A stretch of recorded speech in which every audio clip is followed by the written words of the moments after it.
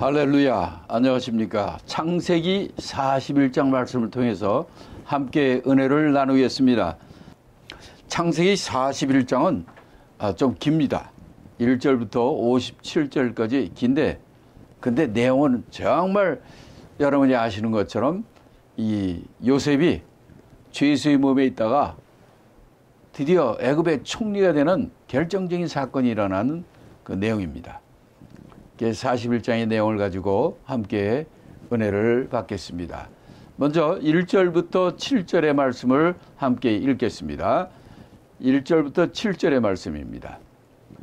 만 2년 후에 바로가 꿈을 꾼즉 자기가 하숫가에 섰는데 보니 아름답고 살찐 7 암소가 하수에서 올라와 칼밭에서 뜯어먹고 그 뒤에 또 흉악하고 파리한 다른 7 암소가 하수에서 올라와 그 소와 함께 하숫가에 섰더니 그 흉악하고 파리한 소가 그 아름답고 살찐 7 소를 먹는지라. 바로가 곧 깨었다가 다시 잠이 들어 꿈을 꾸니 한 줄기에 무성하고 충실한 7 이삭이 나오고 그 후에 또 세약하고 동풍에 마른 7 이삭이 나오더니 그 세약한 7 이삭이 무성하고 충실한 7 이삭을 삼킨지라. 바로가 깬즉 꿈이라. 자, 1절부터 7절의 내용은 애굽의 왕인 바로 왕이 꿈꾼 내용입니다. 그 꿈을 2가지를 꿨어요. 그 시기가 어느 때냐면 1절에 보니까 만 2년 후에라고 그랬어요. 그러면 만 2년 후가 뭐부터 만 2년 후인가 하는 거죠. 근데 바로 그 전장의 내용이 어떤 거였습니까? 바로 요셉이 술 관원장에 그 꿈을 해몽하고 그래서 그가 복직을 하고 또 떡 관원장은 죽게 된 거죠. 그때 바로 요셉이 당신이 복직하면 나를 기억해가지고 나를 여기서 꺼내달라 이렇게 얘기를 했어요. 그러고 만 2년이 된 거죠. 그러니까 2년이 아마 이 요셉은 정말 엄청나게 긴 시간이었을 거예요. 그런 얘기를 안 했으면은 그냥 뭐 그러려니 하겠지만은 이 분명히 술관장이 죽을 술관장이 다시 복직하고 그래서 바로 왕한테 얘기해가지고 나를 풀어내게 해달라고 그렇게 얘기했지만은 2년이 지나도 깜깜무소이었던 거죠. 이때 바로가 꿈을 꿨는데 꿈은 2가지 꿈이었어요. 하나는 암소, 7 암소에 가는 거고 또 하나는 7 이삭에 관한 얘기죠. 그 소도 7 소고 7 암소인데 하나는 아름답고 살찐 암소고 또 그 뒤에 나오는 소는 흉악하고 파리한 7 암소예요. 그런데 이 흉악하고 파리한 7 암소가 아름답고 살찐 7 암소를 잡아먹습니다. 근데 그렇게 먹어도 이 파리하고 흉악하고 파리한 이 암소가 살이 안 쪄요. 그런 꿈을 꾸고 그 후에 곧 이어서 또 하나의 꿈을 꾸죠.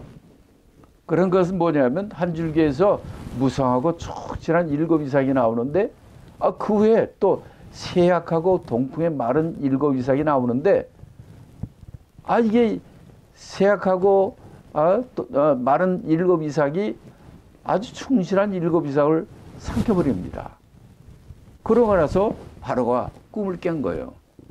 자, 이런 꿈을 꾸고 나니 바로가 이 꿈을 좀 알고자 해가지고 이제 관리들을 다 불러 모으죠. 여기 이제 8절부터 13절 얘기입니다. 그걸 읽겠습니다. 아침에 그 마음이 번민하여 보내어 애굽의 술사와 박사를 모두 불러 그들에게 그 꿈을 고하였으나 그것을 바로에게 해석하는 자가 없었더라. 술 맡은 관원장이 바로에게 고하여 가로되 내가 오늘날 나의 허물을 추억하나이다. 바로께서 종들에게 놓아사 나와 떡 굽는 관원장을 시위대장의 집에 가두셨을 때에 나와 그가 하룻밤에 꿈을 꾼즉 각기 징조가 있는 꿈이라.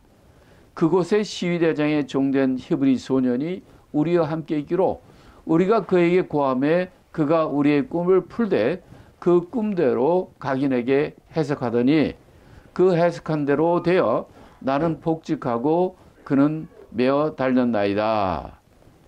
자, 이렇게 이 왕이 이 꿈을 꾸고 나서 이 꿈의 내용을 알고자 해서 술객과 박사들 모든 사람들을 불렀다는 거죠. 그런데 그 꿈을 해석하는 적 없다 이렇게 돼 있어요. 우리가 그 전에 다니엘서를 공부할 때도 그 많은 바벨론의 박사들과 술사들이 그 꿈을 해석하지 못했죠. 그때 다니엘이 해석을 했고, 또 여기서도 아니 그 꿈을 꿨는데 그 꿈을 해석하지 못하는 거예요. 이때 지금 요셉이 또 꿈을 해석하는데, 여기서 문제는 왜 그 많은 사람들, 술객과 박사들이 아니 꿈 내용 나도 알아맞힐 수 있을 것 같은데 이렇게 꿈을 해석을 못할까?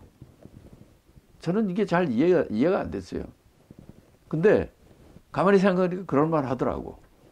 이게 우리 보통 사람 친구끼리 얘기할 때는 이건 이런 꿈이야 저런 꿈이야 저런 얘기를 할 수 있지만은 지금은 이 상대가 다릅니다. 왕들의 애다. 왕이 꾼 꿈을 그걸 보고 모든 사람들은 그런 생각을 할 겁니다. 야, 저 꿈이 나쁜 꿈이네. 이 정도는 다 알 거예요. 그런데 꿈의 내용이 보기에 그냥 좋은 꿈이라면은 그거를 맞추려는 사람들 많이 있어요. 근데 그 꿈의 내용이 나쁘면은 그것이 맞는다 할지라도 왕에게 그런 얘기를 하지 않습니다. 왜냐하면 왕의 심기를 건드릴 수가 있고, 그로 말미암아 자기가 그 꿈이 맞췄다 하더라도 어려움을 당할 수 있는 기분 나쁜 아주 흉몽이기 때문에 그런 얘기를 이 사람들이 안 하는 거라고 저는 생각이 됩니다. 하여튼 이런 상황에 해석하는 적 없고 이런 상황에 있을 때에 그 술 맡은 관원장이 바로에게 이런 어드바이스를 하는 거예요. 그게 뭐냐면 2년 전에 자기의 꿈을 해몽했던 그 요셉이 생각이 난 거예요.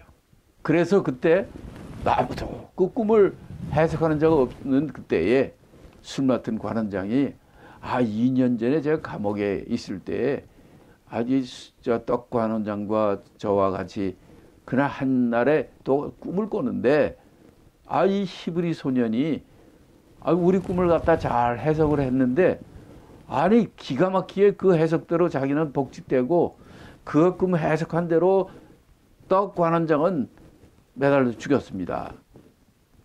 이 얘기를 하는 거예요. 이 얘기를 하니까 바로 왕이 그럼 바로 그를 부르라. 이제 이렇게 일이 진전이 되는 거예요. 그러느라고 다른 모든 사람들이 꿈을 해석하지 못했는지도 모르죠. 자, 그럼 14절부터 16절까지 또 읽겠습니다. 이에 바로가 보내어 요셉을 부르매 그들이 급히 그의 그를 옥에서 낸지라. 요셉이 곧 수염을 깎고 그 옷을 갈아입고 바로에게 들어오니 바로가 요셉에게 이르되 내가 한 꿈을 꾸었으나 이것을 해석하는 적 없더니 들은즉 너는 그 꿈을 들으면 능히 푼다더라. 요셉이 바로에게 대답하여 가로되 이는 내게 있는 것이 아니라 하나님이 바로에게 편한 대답을 하시리이다. 이렇게 얘기하는 거예요. 자, 그러니까 말이죠. 바로가 급하긴 급했어요. 이 바로가 그 얘기를 듣고 그럼 그 요셉을 데려오라 말이야. 이게 그를 불러가지고 감옥소에 있는 저희 요셉을 데리고 나와가지고 먼저 수염을 깎고 그다음에 그 죄수 옷을 임금 앞에 나가니까 또 새 옷으로 갈아입히고 그렇게 바로 앞에 섰다는 거죠. 그래서 바로가 요셉에게 내 꿈을 해석하는 적 없는데 너는 꿈 잘 들어온 능이 푼다고 하니까 네가 좀 대답하라 이렇게 하니까 요셉이 네 내가 하겠습니다 딱 이렇게 하는 것이 아니라 요셉이 뭐라 합니까? 그 대답은 내게 있는 것이 아니라 하나님이 바로에게 평안한 대답을 하실 겁니다. 이렇게 얘기하는 거예요. 이게 무슨 얘기입니까? 하나님 바로에게 평안한 대답을 하시리이다. 이런 얘기가 무슨 얘기입니까?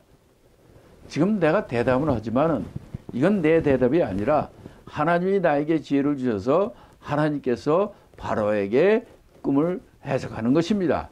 이렇게 얘기하는 거죠. 그 얘기는 뭡니까? 요셉은 성령 충만, 하나님 충만한, 하나님의 마음과 하나님 뜻을 충만한 그런 상태라는 것을 우리가 알 수가 있는 거죠. 요셉은 아주 그냥 담대하게 하나님이 바로에게 평안한 대답을 하실 것입니다. 내가 대답하는 것이 아니라 하나님이 바로에게 이렇게 대답하시는 것입니다. 라고 얘기했다는 거죠. 그 얘기는 뭡니까? 여러분 그렇게 말할 수 있어요? 바로 내 안에 있는 하나님이 대답한다는 거예요. 나와 함께 있는 하나님이 대답한다는 거예요. 이 얘기는 그냥 바로 할 수 있는 게 아니에요. 그가 비록 감옥에 있고 지금 13년이 지나는 이 시점이지만은 하나님이 그와 함께 동행하시고 그는 하나님 뜻대로 움직이고 하나님 뜻대로 생활하고 그렇게 생각하고 한 하나님과 동행하는 그런 평소에 그런 하나님과 함께하는 그런 체험과 그런 하나님과 일체감이 있는 그런 그의 상태를 우리가 이것을 통해서 알 수 있는 거죠. 그래서 성경에서 항상 우리에게 성령의 충만함을 받으라. 정말 내 안에 예수님이 있고 예수님이 너희 안에 있느니라 하는 것처럼 우리가 예수님과 하나님과 동일시되고 정말 내가 말하면 내 말이 아니라 내 안에서 하나님이 대답한 것 같은 이 바로 요셉의 고백이 그런 고백이 아닙니까? 그런 성령의 충만함, 정말 예수님과 동행하고 예수님과 함께하는 그런 축복이 여러분에게 있기를 바랍니다. 자, 그럼 17절부터 24절까지 읽겠습니다. 바로가 요셉에게 이르되 내가 꿈에 하숫가에 서서 보니 살찌고 아름다운 7 암소가 하숫가에 올라와 갈밭에서 뜯어 먹고 그 위에 또 약하고 심히 흉악하고 파리한 7 암소가 올라오니 그같이 흉악한 것은 애굽 땅에서 내가 아직 보지 못한 것이라. 그 파리하고 흉악한 소가 처음에 7 살찐 소를 먹었으며 먹었으나 먹은 듯 하지 아니하여 여전히 흉악하더라. 내가 곧 깨었다가 다시 꿈에 보니 한 줄기에 무성하고 충실한 7 이삭이 나오고 그 후에 또 세약하고 동풍에 마른 7 이삭이 나더니 그 세약한 이삭이 좋은 7 이삭을 삼비더라. 내가 그 꿈을 술객에게 말하였으나 그것을 내게 보이는 자가 없느니라. 자, 이거는 앞서 이 바로 왕이 그 사람들한테 얘기했던 그 내용을 지금 요셉에게 똑같이 얘기한 겁니다. 두 가지죠. 7 암소와 7 이삭에 관한 얘기인데 살찌고 정말 아름다운 7 암소가 먼저 나오고 그 위에 화려하고 흉악한 7 암소가 나와서 앞에 정말 살찌고 아름다운 암소 7을 잡아먹는 얘기였고 두 번째 거도 7 이삭인데 하나는 정말 충실하고 그런 아름다운 충실한 그 이삭이 먼저 나오고 그 후에 또 화려하고 아주 세약한 흉악한 그 7 이삭이 나오는데 그것이 또 아름답고 살찐 그런 7 이삭을 먹는 그런 내용이에요. 그런 내용을 지금 얘기한 겁니다. 이때 이제 이것에 대고 이제 바로가 그 꿈을 말한 내용이었고 이제 25절부터 32절까지는 요셉의 꿈의 해몽에 관한 얘기입니다. 자, 25절부터 32절까지 읽겠습니다. 요셉이 바로에게 고하되 바로의 꿈은 하나니라. 하나님이 그 하실 일을 바로에게 보심이니라. 7 좋은 암소는 7회요 7 좋은 이삭도 7회니 그 꿈은 하나니라. 그 후에 올라온 파리하고 흉악한 7소는 7년이요 동풍에 말라 속이 빈 7 이상도 7회 흉년이니 내가 바로에게 고하기를 하나님이 그 하실 일을 바로에게 보이신다 함이 이것이라.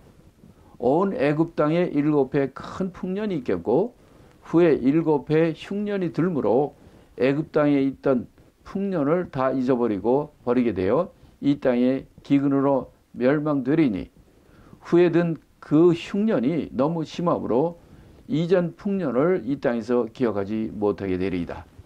바로께서 꿈을 두 번 겹쳐 꾸신 것은 하나님이 이 일을 정하셨음이라 속히 행하시리니. 자, 그러니까 25절부터 31절까지는 요셉이 그 바로 왕의 꿈을 해몽하는 내용입니다. 아주 명확하게 얘기를 해요. 바로의 꿈은 하나라는 거예요. 그리고 이 꿈은 하나님이 하나님이 하실 일을 바로에게 보이신 거라는 거예요. 아, 이렇게 이제 꿈을 해몽하거나 강의할 때도, 말씀을 전할 때도 이렇게 클리어하게 하는 게 아주 좋다고 생각해요, 저는. 그러니까 딱 파악이 되잖아요. 자, 그런데 그래서 7 좋은 암소는 7해, 7 좋은 이삭도 7해, 파리하고 흉악한 7소도 7년, 7해, 통풍에 말라 속이 빈 7 이삭도 7년, 흉년. 그러니까 좋은 것은 7년 풍년이고 나쁜 것은 7년 흉년을 얘기한다는 거죠. 그리고 이것은 하나님이 바로에게 하실 일을 보이신 거다, 이렇게 얘기하는 거예요. 다시 말하면 이 애굽 땅에 7해 동안 큰 풍년이 있겠고 그 후에는 7해 흉년이 들어가지고 그 기근으로 아주 그냥 큰 난리가 난다는 거죠. 그 흉년이 얼마나 심한지 그전 풍년을 기억하지 못하게 되는 그런 큰 흉년이 온다는 거예요. 그러면서 이렇게 똑같은 것을 두 번 이렇게 하나님이 꿈을 이렇게 주신 것은 이 일이 아주 확실히 정해졌다는 거죠.